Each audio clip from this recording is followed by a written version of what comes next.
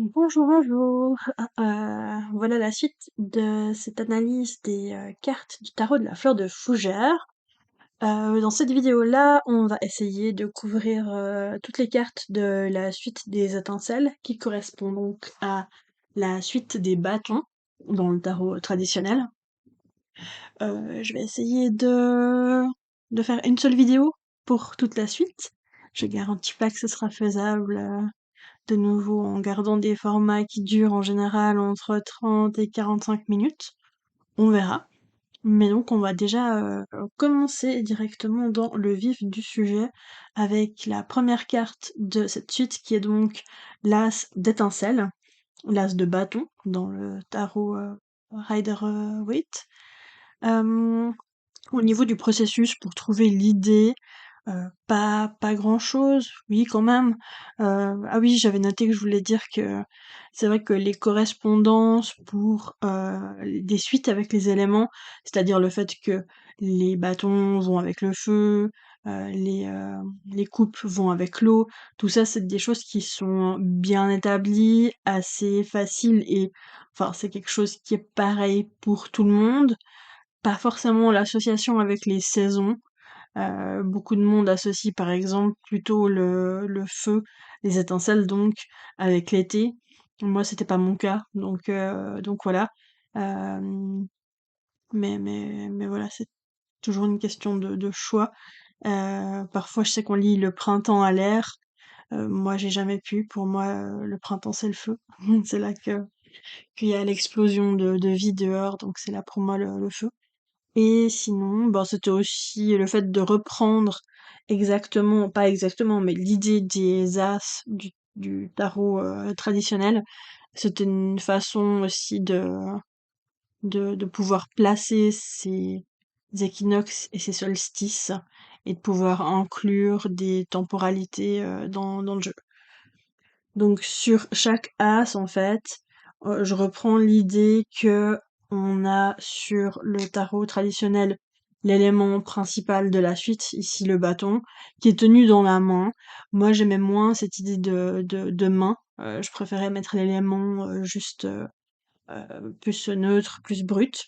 Donc j'avais demandé à Vassilissa de recréer en fait à l'aquarelle les icônes qu'elle avait fait pour les suites parce qu'elle avait créé les icônes qui figurent en haut des cartes en premier en fait quand on a parlé de la conception du jeu et qu'on a fait les premières propositions à la maison d'édition. Les as n'étaient pas encore établis, donc je lui avais demandé de faire vraiment une une aquarelle en reprenant l'idée du paysage qu'on retrouve derrière la carte du Rider-Waite.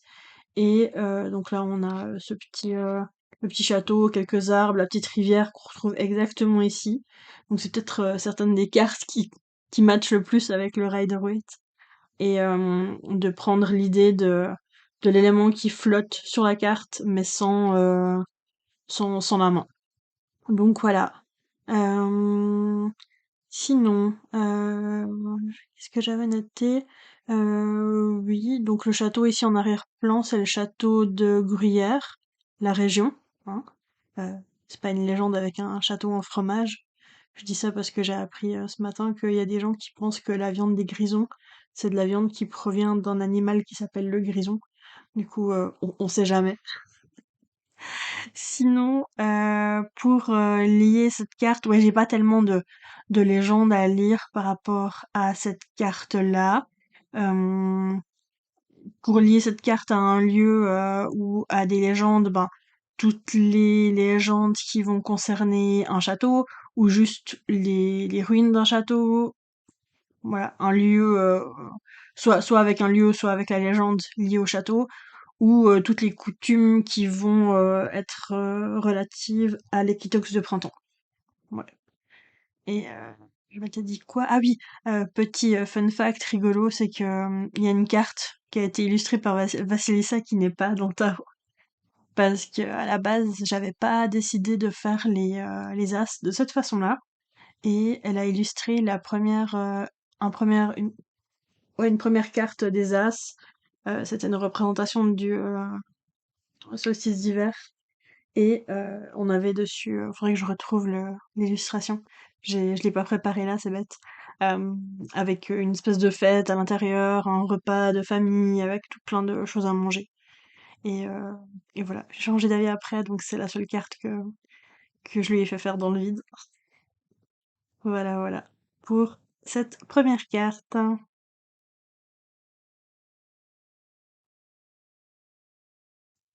Ça enregistre.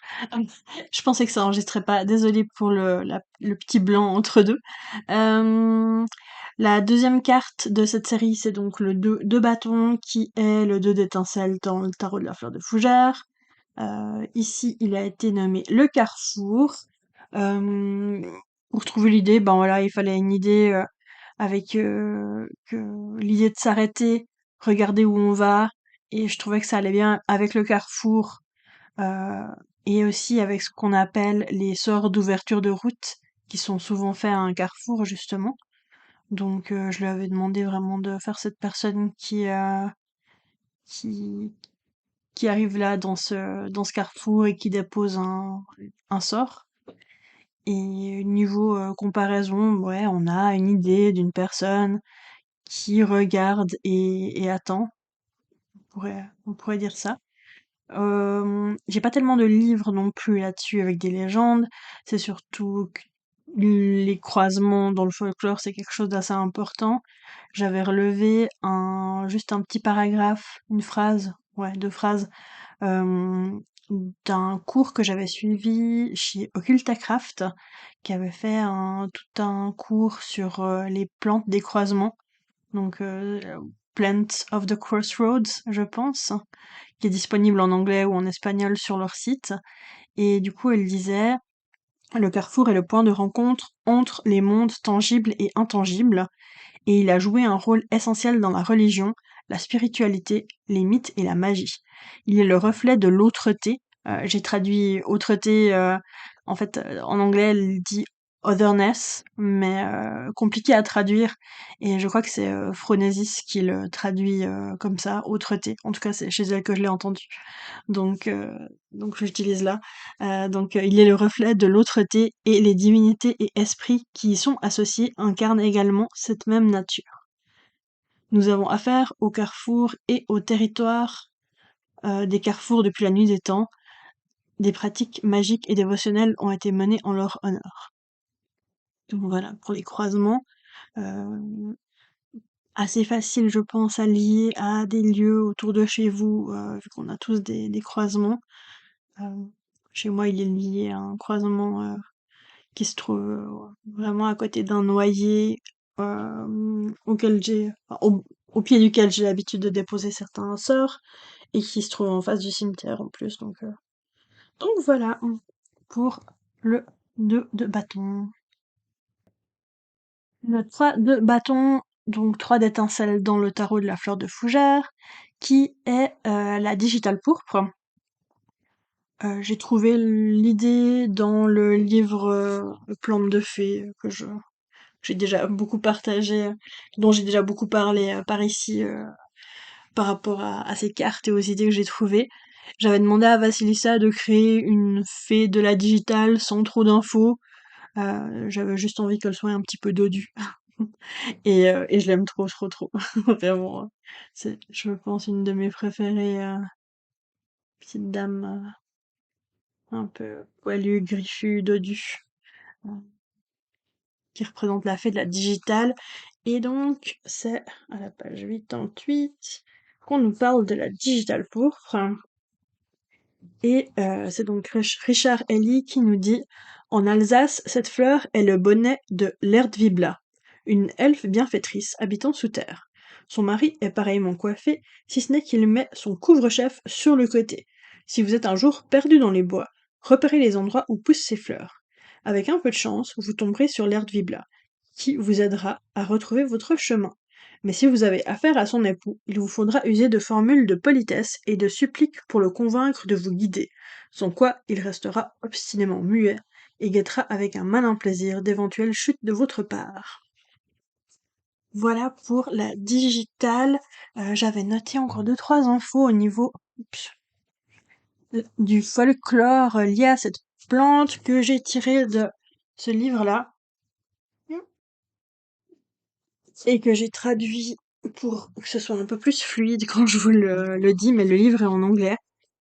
Mais donc, on lui donne plusieurs noms. En anglais, foxglove, donc les gants de renard. Euh, on dit parfois que ce serait plutôt folksglove, donc les gants du peuple, mais ici, dans tout ce que j'ai trouvé par rapport à ça, ça va mieux avec le renard. Sinon, on l'appelle aussi gant de Notre-Dame et digital, donc elle a un rapport aux doigts et aux gants. On l'appelle aussi doigt de la Vierge et au Pays de Galles, gant de Gobelin. Elle a un grand lien avec les renards. Le peuple féerique a donné aux renards, apparemment, pour être complètement silencieux en forêt et pour se cacher des chasseurs, ces fleurs que les renards pourraient mettre à leurs pattes voilà, pour ne pas se faire repérer. Et apparemment, le rapport au doigt, ce serait que la fleur fait la longueur d'un doigt. Mais ça doit être, enfin, celui qui a choisi le nom par rapport à cette information-là, il a dû voir des digitales de Tchernobyl parce que c'est pas possible. Enfin, je n'ai jamais vu des digitales dont la fleur fait la longueur d'un doigt. Peut-être la longueur d'une phalange à la limite, mais voilà. On a beaucoup de contes liés aux êtres féeriques avec cette plante, et comme souvent avec les plantes en forme de clochette. En Norvège, c'est une fée qui apprend à un renard comment faire sonner les digitales pour les avertir de la présence de chasseurs. Et son nom en norvégien, c'est aussi la cloche du renard, ou alors musique du renard. Une autre légende dit que la digitale serait utilisée pour voir si un enfant est un changelin, en lui donnant à manger, mais enfin, c'est très très dangereux parce que la digitale c'est très très très poison, très toxique pour les humains. Donc, il y a beaucoup d'enfants, il me semble, qui sont morts à cause de ça. Quand on soupçonnait que c'était un changelin, euh, si c'est quoi, c'est si l'enfant mourait, c'était un changelin, et s'il vivait, c'est que ça n'en était pas un. Donc, euh, donc voilà, un peu barbare comme coutume, comme test, mais voilà. Et ouais, toutes ces histoires viennent du livre de Fez Incrite. Ouais, c'est exactement ce que je vous ai montré avant. Alliés avec des légendes de votre région ou des lieux, ben, tous les lieux où pousse la digitale. Après, elle ne pousse pas partout, donc soit vous pouvez la lier avec des autres plantes poison, soit des récits d'êtres de la forêt qui sont liés à des plantes en particulier. Dans ce que j'ai raconté, on voit que les êtres liés à cette plante, en fait, soit ils aident un humain perdu, soit le renard qui doit se cacher. Donc on pourrait aussi lier cette carte à des êtres surnaturels qui viennent en aide à l'humain ou aux animaux. Et j'avais noté aussi, j'avais trouvé ça intéressant à noter que en homéopathie, la digitaline, donc la substance qui est tirée de la digitale, à très très très petite dose, hein, c'est pas un truc à faire chez soi tout seul, c'est vraiment fait en labo. Elle est utilisée pour les problèmes de cœur, et puis voir qu'en fait cette plante elle est si liée à l'aide dans les légendes, et donc au fait d'avoir du cœur, j'avais trouvé ça assez intéressant. Voilà pour cette carte-là. Ensuite, le 4 d'étincelle, 4 de bâton. Ici aussi, c'était pas facile à trouver, mais j'ai trouvé l'idée dans le livre Inviter des fées dans votre jardin. Donc, s'il y a pas tellement de ressemblance avec la carte de base, euh, l'idée c'était de représenter plusieurs personnes qui sont en train de célébrer ensemble. On m'a demandé si c'était mon chat sur la carte. Bien sûr que c'est mon chat. Voilà. Sinon, bah, du coup, je peux vous lire le petit passage dans le livre de Richard Ely où on parle de ce fameux panier de saules, page 63. C'est pas la page 63. Je vais chercher où c'est. Voilà, c'était la page 73. Alors, panier magique, pour porter vos offrandes aux elfes et aux fées, rien ne vaut le panier tissé de branches de saule. Il doit être réalisé en un seul cycle lunaire et exposé à la pleine lune une nuit durant au terme de sa fabrication. Récolter de longues et fines tiges de saule, les laisser tremper dans l'eau toute une nuit les rendront encore plus souples et faciles à manier. Vous trouverez sur internet et dans des livres d'activités de nature, ouais, de nature, quantité de modèles, de corbeilles et paniers qui vous permettront alors de transporter vos pains de miel à l'attention des gnomes, lutins et fées de votre jardin. Voilà, là on voit le petit panier aussi. Voilà. Pour cette carte-là, et donc, pour la lier à des légendes, ben, toutes les légendes qui ont des liens avec le saule, ou alors des endroits où poussent des saules, ou un saule en particulier sur votre territoire, mais aussi tout ce qui va concerner les légendes ou le folklore sur les alliés et les familiers. Pas que mon chat soit mon familier, juste plutôt la relation familier, c'est plus à voir entre la petite dame et l'elfe qui arrive ici, n'est-ce pas? Euh, vu que voilà, c'est quand même un thème qui pourrait être lié à cette carte-là. On passe au 5 d'étincelles, 5 de bâton. Ma première idée, en fait, c'était vraiment mon idée en fait de base pour cette carte directement le loup, la meute de loups, sans mentionner que le concept des loups alpha était en fait un peu bancal dans le sens où on a remarqué par après, et c'est Vassilissa qui me l'a dit quand elle a lu la signification de la carte de base, euh, que cette mécanique qui se met en place entre les loups d'alpha et alpha, méga, voilà, loup dominant, loup soumis. Ça se met en place seulement dans les situations où les loups sont en captivité. Quand on a des meutes qui sont forcées de se mettre ensemble, parce que voilà, c'est pas eux qui choisissent de se réunir dans un zoo ensemble, euh, ben c'est là que ce mécanisme se met en route et en fait, dans la nature, c'est pas vraiment le même mécanisme parce que ce sont des cellules familiales. Donc on a les parents qui sont ce qu'on pensait être le couple alpha et les jeunes, les subadultes et les louveteaux.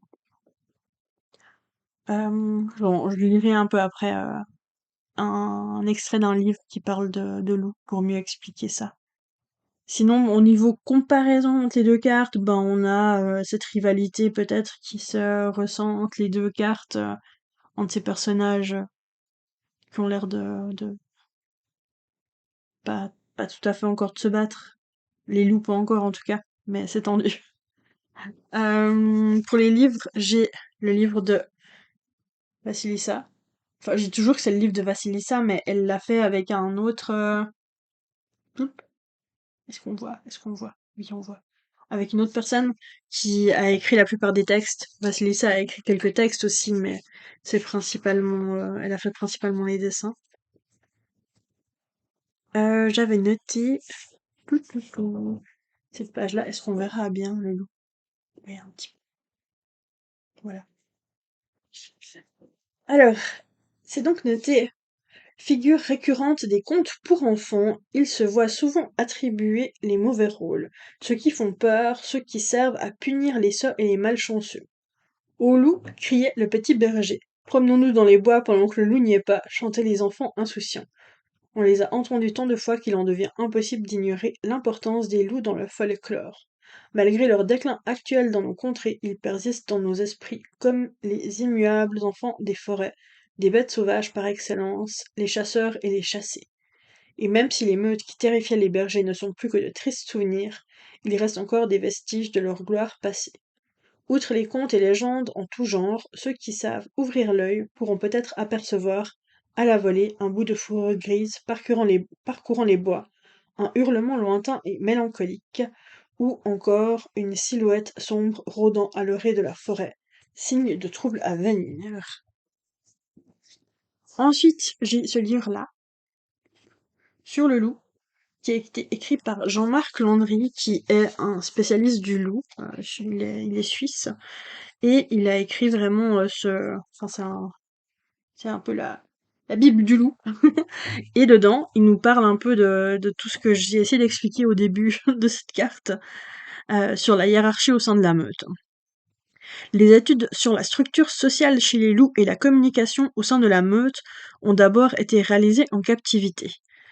R. Schenkel est le premier à avoir étudié leur comportement dans les années 1930 dans le zoo de Bâle.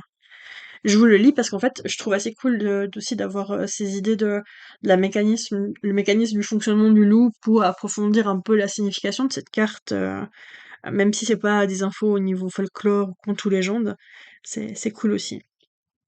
Il en a ainsi déduit une hiérarchie linéaire analogue à celle que l'on peut observer dans l'armée. Dans son modèle, le dominant alpha domine tous les autres membres.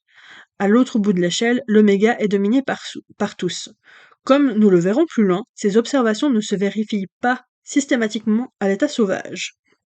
Le but de la dominance est d'augmenter sa valeur sélective et son succès reproducteur en s'assurant l'accès à des ressources essentielles comme la nourriture ou un partenaire. Occuper une position sociale élevée permet d'en bénéficier régulièrement sans devoir dépenser trop d'énergie. En effet, si un individu doit se battre à chaque fois qu'il veut manger, cela lui prend trop d'énergie et augmente le risque de blessure. La dominance permet ainsi d'espacer les conflits. D'un point de vue évolutif, dépenser autant d'énergie à dominer l'autre est une aberration. Euh, euh, Les loups ont compensé certains désavantages évolutifs comparativement au fait d'idées par la chasse en groupe. Un peu plus avant dans le livre, en fait, il explique que vu que les chats, par exemple, enfin les félins, ont développé des griffes qui leur permettent d'attraper des proies, ils pouvaient chasser seuls, alors que les griffes d'un loup lui permettent pas de stopper une proie. Donc c'est ça qui les a fait évoluer et chasser en groupe. Donc ils ont ainsi dû apprendre à se tolérer et à partager gibier tué et territoire. Or, la gestion des conflits inhérents à la vie en groupe n'est pas du tout identique, que l'on bénéficie de grands territoires sauvages ou que l'on doive se contenter de l'espace restreint d'un enclos. Les particularités de la vie en captivité sont l'absence de possibilité de dispersion. Donc la dispersion, c'est quand un loup subadulte, voire adulte, part de la cellule familiale pour aller s'établir sur son propre territoire. On a aussi justement le fait du confinement sur une surface de faible envergure, la présence permanente des autres individus à proximité, le manque d'activité, un nourrissage régulier, la présence des visiteurs, tous ces éléments-là qui font que ça devient compliqué. Un individu oméga ne peut donc pas se soustraire à l'environnement. Tel un stimulus déclencheur, sa présence provoque une augmentation des conflits qui peuvent se solder par la mort. En outre, les loups captifs n'ont pas choisi de vivre ensemble et ne sont souvent pas apparentés. Il s'agit donc de cohabitation forcée. Je pense que c'est tout ce que j'avais noté là. Oui, donc ça c'est pour le loup. Euh, pour le lier à des contes de chez vous, je pense que le loup est assez... Il y a beaucoup d'histoires de loups, de toute façon, dans le folklore, dépend de votre région. Les loups-garous... Les loups-garous, j'aurais tendance peut-être à les mettre plutôt avec une autre carte, je pense plutôt, ouais, qui serait plus facile de les lier avec donc le Kartoffelwolf de paille, la carte du valet d'épines. Je pense plutôt que si je devais lier des légendes liées au loup-garou, je prendrais plutôt celui-là. Mais après, à vous de voir. On passe au 6 de bâton, 6 d'étincelles, la reine des abeilles dans le tarot de la fleur de fougère. J'ai l'impression que c'est pas très net. Je sais pas comment faire pour régler ça. C'est mieux? C'est mieux. Ok. Donc, processus pour trouver l'idée. Pour moi, ça a été assez clair, le symbole de l'abeille, de la reine des abeilles, qui, avec toute cette communauté autour et tout ce que j'explique dans le livret, toutes les étapes par lesquelles elle passe, et ensuite ce retour à la ruche qui me fait beaucoup penser à cette représentation sur le Rider-Waite. J'avais noté quoi? Hum. J'avais noté beaucoup d'infos en fait sur les abeilles et le fait que euh, je l'ai pas mis en fait dans le livret parce que ça avait pas tellement de lien avec la signification de la carte. Mais un truc que je trouve intéressant, qu'on raconte beaucoup sur les abeilles, c'est que euh, on raconte déjà qu'on annonce expressément aux abeilles la mort de leur maître et qu'on met un crêpe sur la ruche, sinon elles périraient ou s'en iraient. Donc, quand le propriétaire d'un lieu décède, on va annoncer son décès aux abeilles qui sont dans une ruche qui sont sur ses propriétés. On aurait observé que les abeilles deviennent tristes et rentrent abattues dans les ruches quand survient un deuil. La coutume d'annoncer le décès aux abeilles existe encore. On frappe sur la ruche et on emploie pour avertir la formule «Votre maître» ou tel de la famille est mort. Dans certaines contrées, on retourne les ruches afin que les abeilles soient prévenues et ne s'envolent pas. On soulève chaque ruche et on suspend à l'entrée un lambeau d'étoffe noire. Cet usage a été constaté dans toute la France. Voilà. Il n'est pas impossible que l'annonce d'un décès se rattache au souci de s'assurer la propriété d'un essaim. Si les abeilles viennent à essaimer après la mort du maître, on aurait pu prétendre qu'elles n'appartenaient à personne.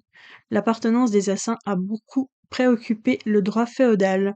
Notre nouveau code civil renferme encore des dispositions à cet égard. C'est tout ce qui reste de l'ancien jus appium, qui prévoyait entre autres des peines particulièrement fortes pour les voleurs d'abeilles. En fait, j'avais pas lu ce passage, je le découvre en même temps que je le lis. Ok, parfait. Ben voilà, pour quelques infos en plus sur les abeilles. Et j'avais j'ai toujours cet oracle-là, dans lequel on a une carte qui est très très belle, celle-ci.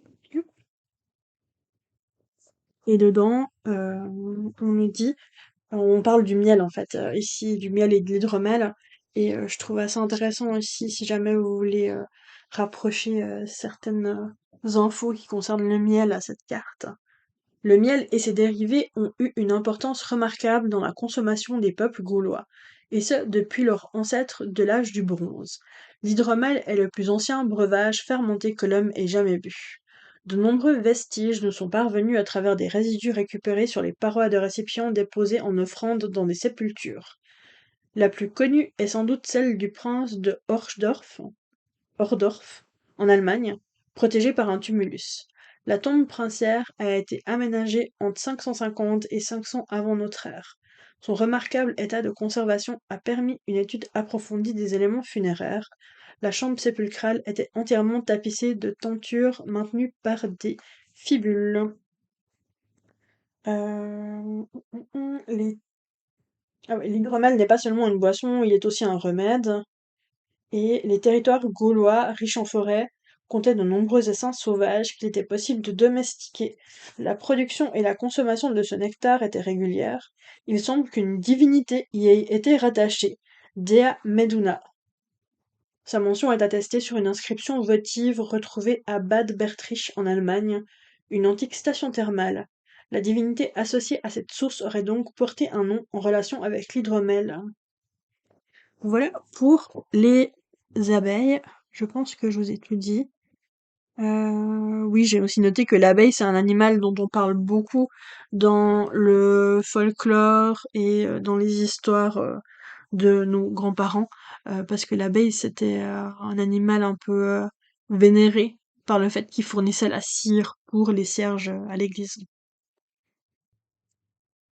Ensuite, on a l'Achillée millefeuille qui est là pour le set d'étincelles, set de bâton. C'était important pour moi de la mettre, cette plante dans le tarot. C'est la plante qui m'a fait commencer mes études d'herboristerie, une des plus importantes dans ma vie, même hors spiritualité, donc j'avais très très envie de la mettre là. Comparaison avec le Rider-Waite, pas tellement. Elle a 7 quand même, un, 2, 3, 4, 5, 6, 7, ouais. Elle a 7 sommités fleuries qui peuvent faire penser aux 7 bâtons d'ici, à la limite. J'avais un peu peur à la base parce que, ayant déjà essayé de dessiner de la chimie millefeuille, je trouve ça très très compliqué à dessiner. Mais je trouve que Vasilissa a très très bien réussi. Et ici, ben, les infos qui sont dans le livret, c'est surtout des infos qui sont assez connues sur la chili millefeuille et sur son lien à la protection et aux soins, à ses propriétés anti-hémorragiques. J'avais aussi envie de vous lire un, le dernier paragraphe de du livret de l'oracle du jardin sauvage de l'Orlias Wood qui parle de cette plante pour vous donner un peu plus d'infos en plus par rapport à elle. Plante sacrée de la Saint-Jean, elle fait un bon talisman que nos aïeux glissaient dans leurs bas et leurs chaussures. C'est une plante révélatrice qui était utilisée en Islande et en Écosse, dans les Hébrides, pour octroyer la seconde vue, révélant les mondes cachés ainsi que les vilains aux intentions dissimulées, notamment par l'application sur les paupières, ce qui n'est pas sans évoquer l'usage du jus de sureau pour voir le peuple des collines. La chimie millefeuille, restauratrice de notre intégrité physique, soutient à sa manière discrète nos explorations des mondes subtils et notre discernement. Elle, qu'on ne voit pas, nous voit. Et elle apporte, à ceux qui la recherchent, sa levée des voiles. Voilà, je trouve assez joli comme texte. Pour vous aider à trouver des infos avec elle, bah, on la trouve presque partout. Elle a beaucoup, beaucoup de noms, de surnoms. Donc en général, c'est assez facile de trouver des infos sur elle. Il y a aussi pas mal de rituels qui entourent sa cueillette. Donc selon les régions, à voir ce qui vous parle le plus. Et, euh, et voilà, juste des lieux où elle pousse. Elle pousse à beaucoup d'endroits, souvent dans des endroits qui sont un peu secs, bord de chemin et ce genre d'endroits-là. Et je l'aime tellement que dans le livret, j'ai une petite, est-ce qu'on la voit bien? Un petit brin d'achillée qui pousse, enfin qui pousse, qui a été séché ici pour accompagner mon oracle. On passe à la carte du 8 de bâton, 8 d'étincelle, qui est ici la carte du duc de Bourgogne. J'explique dans le livret hein, toute l'histoire, mais donc c'est un lieu, une légende qui me tient beaucoup à cœur, et bah, j'étais allée voir cet endroit-là en plus. Je l'avais trouvé, la légende, dans ce livre-là. Je crois que j'en ai peut-être déjà parlé pour une autre carte, je ne sais plus. Mais en tout cas, si vous venez de la région, si vous êtes dans la région, ouais, Yverdon, Bienne, entre Yverdon et Bienne, c'est un livre assez incroyable au niveau légende et lieux et ouais, vraiment. Donc on a la légende de la construction de l'église de Montagny. Quand on va de Granson au village de Montagny, dans cette grande plaine, le regard tombe sur une colline point très considérable, située au milieu des fermes, à quelques centaines de pas de la route. Dans le livret, j'ai en fait expliqué la légende, mais en très très raccourci. C'est pour ça que je trouve sympa de vous la lire en entier là aussi, pour que vous ayez vraiment tous les détails qui vont avec. Charles le Téméraire, duc de Bourgogne, y aurait autrefois planté sa tente quand il avait envahi le pays pour vaincre la Suisse et assiéger Grandson. Un chêne entouré d'une couronne de gros sapins s'élève au sommet de cette colline. Il aurait été planté par les vainqueurs de Charles et serait ainsi aussi vieux que celui qui se trouve à proximité du château de Grandson. Un vieux paysan dont les champs touchent à la colline au chêne raconte l'ancienne légende suivante. Il y a plus de 100 ans passait par là le jeune Johannes. Il avait le cœur très triste, car il venait de chez des gens qui lui avaient refusé la main de leur fille en lui reprochant sa pauvreté. On approchait de Noël, le paysage était couvert de neige, il n'y avait plus une âme sur le chemin froid. Il s'abandonnait aux idées les plus sombres et, en paroles décousues, exprimait son chagrin. La nuit était proche quand il passa par là, se dirigeant vers ce qu'on appelle les Tuileries. C'est un lieu-dit, les Tuileries, en, en bout de village, près de Grandson. Alors, à l'improviste, il s'entendit appeler par son nom du haut de la colline aux chênes. Un homme vêtu d'une armure très précieuse se tenait devant lui, et lui dit d'un ton apaisant. Johannes, je sais ce qui te tourmente, mais prends courage, bientôt tout changera. Viens à Noël prochain, après 11 heures, seul, sur cette colline, le temps sera juste suffisant pour me porter quelque chose dans le lac. Et si tu es ensuite assez habile pour m'ôter mon vieux baudrier avant minuit, et que tu puisses le faire dans le plus grand silence, tous les trésors qui reposent dans cette colline seront à toi. Johannes eut à peine le temps de promettre, déjà l'esprit avait disparu et tout était comme avant. Il y avait encore 2 jours avant Noël. Johannes se demandait bien s'il ne commettrait pas un péché en allant chercher des trésors pendant la nuit sainte. Mais il pouvait s'avouer sincèrement qu'il ne le faisait pas par cupidité, mais par pur amour pour sa Margaret. Il savait que la jeune fille fidèle n'accorderait sa main à personne d'autre qu'à lui, donc c'était elle qu'il délivrait et libérait plutôt que l'esprit d'un chevalier présumé. C'était à ce trésor-là qu'il tenait et qu'il pouvait le conquérir de la manière la plus heureuse s'il parvenait à acquérir les richesses cachées dans cette colline, et ainsi la fortune nécessaire au mariage. Donc, aujourd'hui, il se rendit à la colline et y rencontra l'homme en armure. Celui-ci frappa le vieux chêne et immédiatement tous deux s'enfoncèrent sous le sol. Ils se trouvèrent dans une salle dont la voûte était soutenue par de nombreux piliers. Elle était éclairée par des bougies. Aux parois pendaient des bannières et des armes. Autour, contre les murs, il y avait tout un attirail guerrier, même des canons et des pyramides de boulets.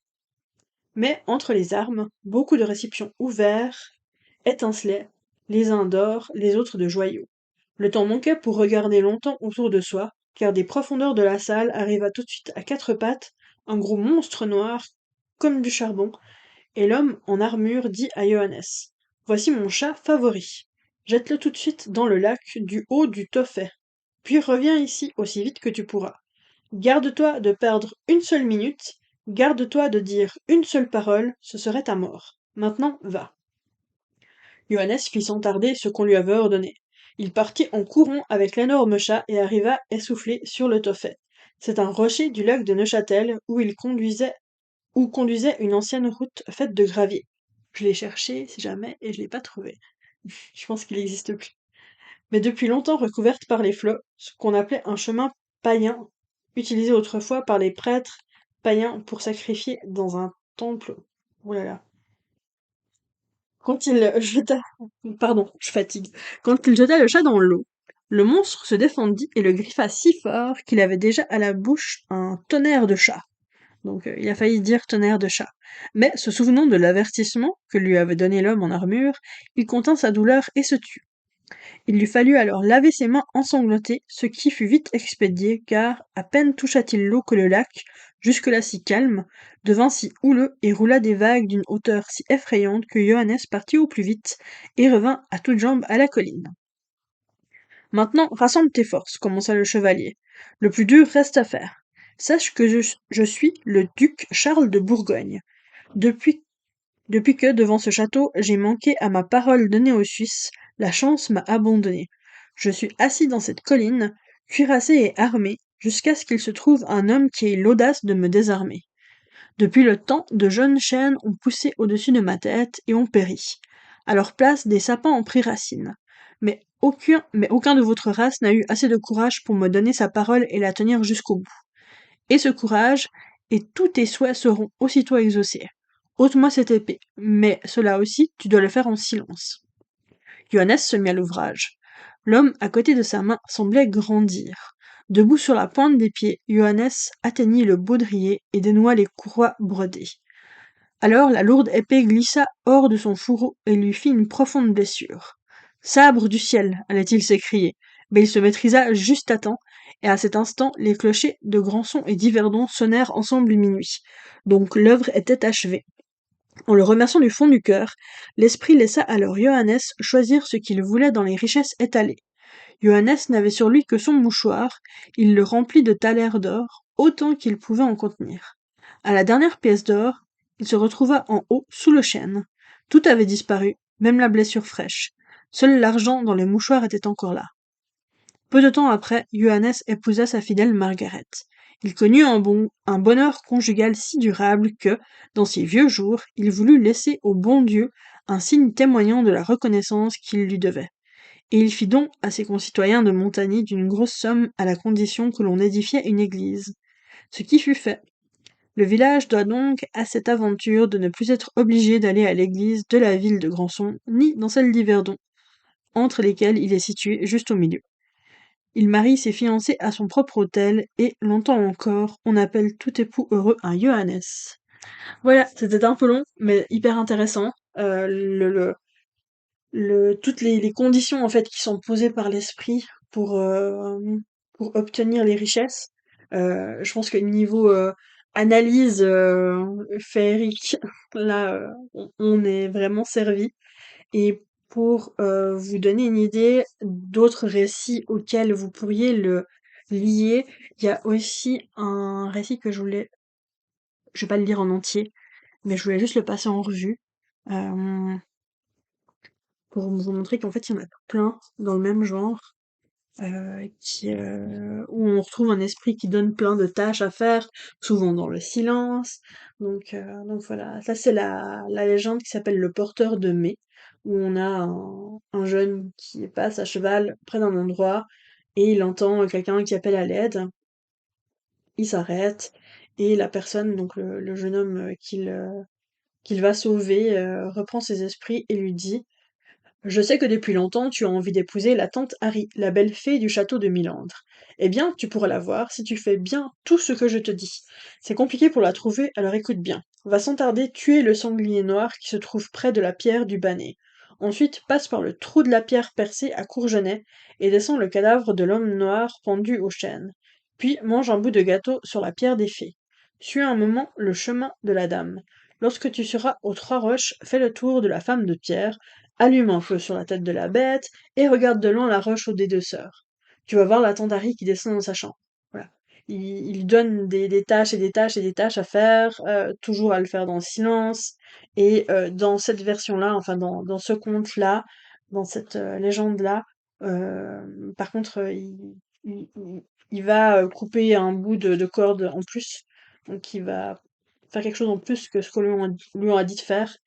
Et lui, ben, par contre, ben, ça se finit mal pour lui, parce qu'il n'a pas suivi les instructions de cet être féerique qu'il a croisé. Donc voilà, tous ces récits, si vous en trouvez où on croise un esprit qui va nous donner plein de tâches à faire en échange d'un trésor, ça peut être des idées de légendes à relier à cette carte. Sinon, juste des histoires avec des fantômes de chevaliers, avec certains pactes, les lieux de bataille aussi. Et toutes les histoires avec des collines qui renferment des trésors, ou avec tout simplement un temple ou une église. Donc voilà, je vais mettre sur pause, et puis je vais juste aller relire l'autre texte, parce que là, vraiment, relire les anciens contes qu'on n'a pas lus depuis longtemps, les anciennes légendes qu'on n'a pas lues depuis longtemps, c'est incroyable. En fait, quand je lisais le texte sur l'église de Montagny, je me suis rendu compte de 30 000 trucs. J'avais pas relu ça, et ça fait méga écho à des choses qui sortent dans mon cheminement actuellement. Et ouais, c'est incroyable. Je vais quand même passer à la suite, ça va être dur de me concentrer là, tellement c'était étrange comme moment. Ensuite, 9 de bâton, 9 d'étincelle, qui est la médaille de Saint-Benoît. En fait, est-ce que je trouve la mienne pour vous en montrer une vraie? Ce serait cool. Je crois qu'elle est là, par ici, sur mon bureau. Il y a des plumes d'oiseaux qui viennent avec. Ah, voilà, je reviens. Donc, une médaille de Saint-Benoît, si elle se présente comme ça, est-ce qu'on aura un peu un focus mieux ou pas? Je pense que j'arriverai pas à faire mieux que ça. Donc de ce côté, on a la croix qui est exactement la même qu'on a sur la carte. Et de l'autre côté, on a un dessin de ce fameux Saint Benoît.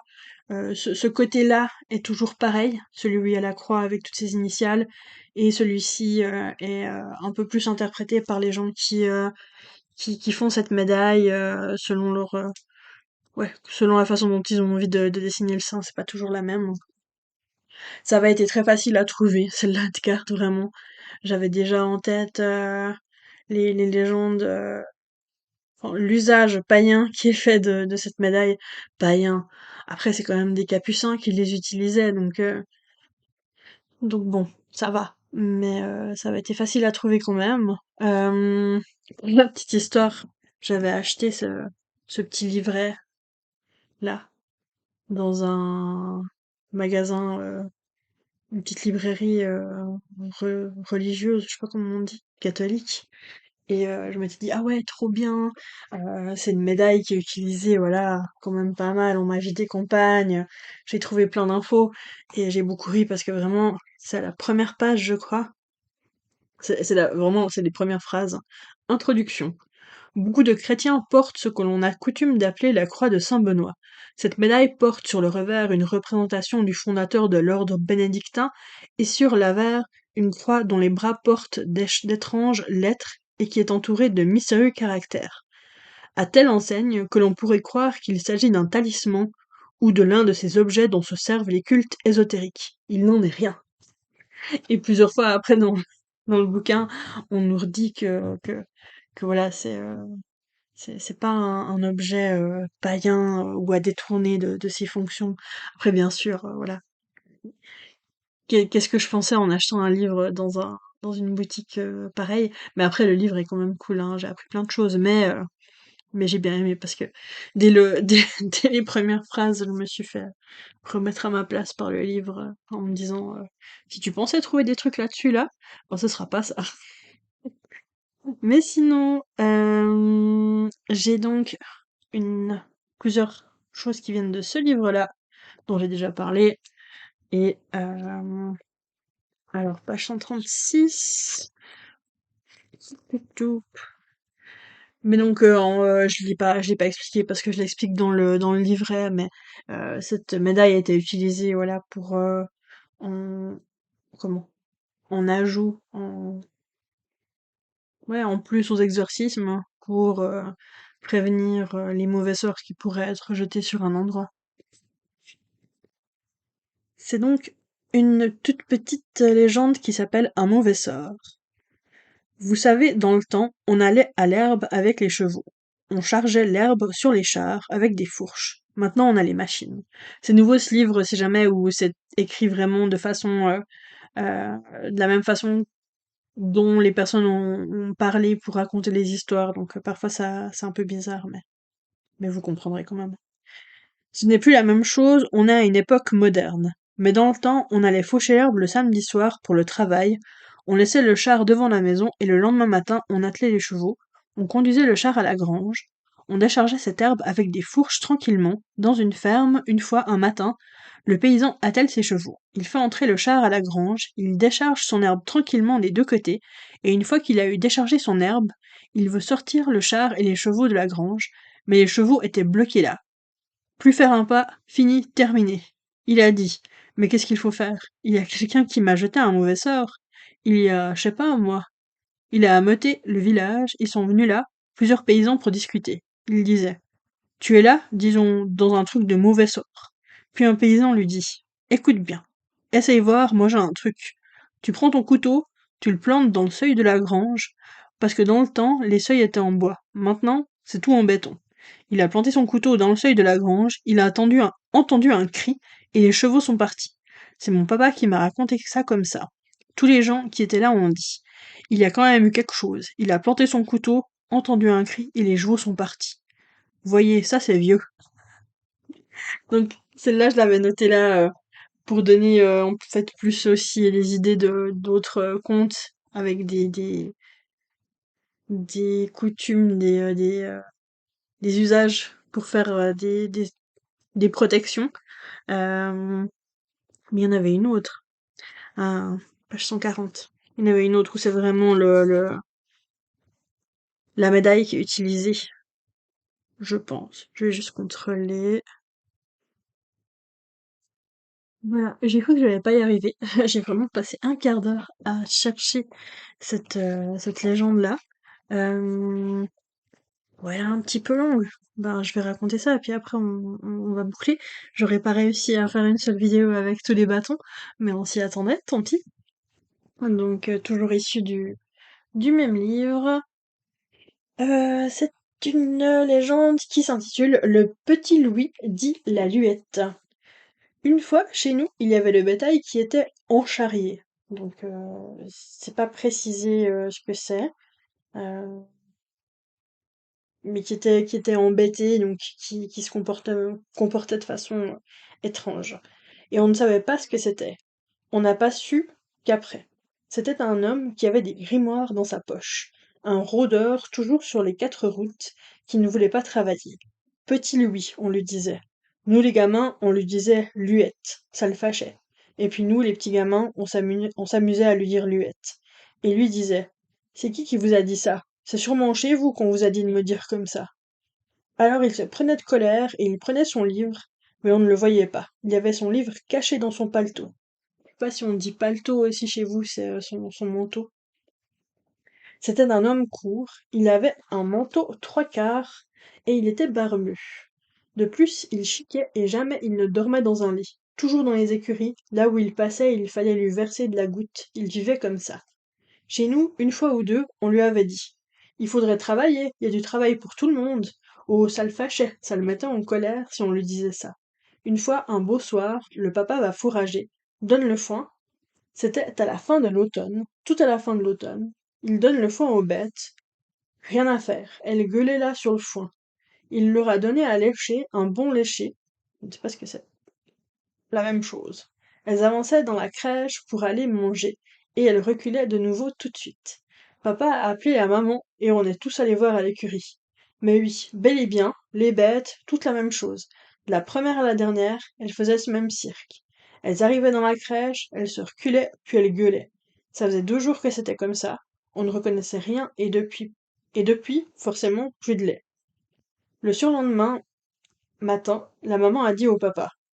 Alors là, c'est écrit en patois, mais dites voir, il vous faut aller voir vers monsieur le curé à Urcy, lui dire ce qui se passe, il y a assurément quelqu'un qui nous...